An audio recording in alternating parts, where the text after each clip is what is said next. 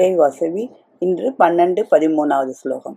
ஈஸ்வர விபூதியை பற்றியும் ஐஸ்வரத்தை பற்றியும் தான் கேட்டறிந்து கொண்டதன் கருத்தை இப்பொழுது அர்ஜுனன் சொல்லுகிறான். அர்ஜுன உவாச்ச பரம் பிரம்மம் பரம் தாம பவித்ரம் பரமம் பவான் புருஷம் சாஸ்வதம் திவ்யமாதி தேவமஜம் விபூம்.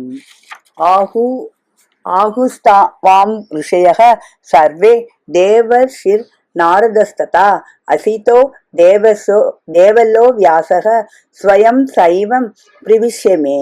அர்ஜுனன் சொன்னது, மேலாம் பிரம்மம் உயர்ந்த இருப்பிடம் ஒப்பற்ற புனிதம் தாமாவீர். எல்லா ரிஷிகளும் தேவரிஷி நாரதரும் அப்படியே அசிதர் தேவலர் வியாசர் ஆகியவரும் உம்மை நித்தியமானவன் திவ்ய புருஷன் ஆதிதேவன் பிறவாதவன் எங்கும் நிறைப்பொருள் என்று இயம்புகின்றனர்.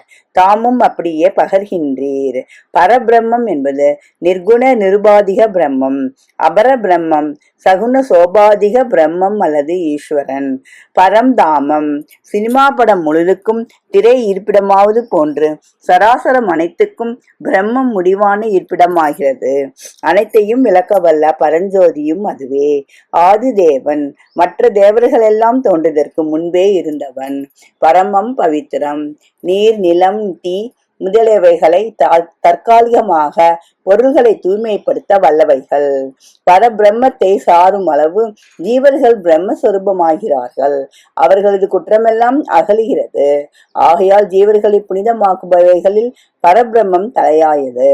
ரிஷி மனதையும் இந்திரங்களையும் அடக்கி பரதத்துவத்தை சுவானுபவத்தில் கண்டறிந்தவர். தேவ ரிஷிகளில் சிறந்தவர் நாரதர். நன்றி, வணக்கம். இப்படிக்கு லதா சொருகம் விருதாச்சலம்.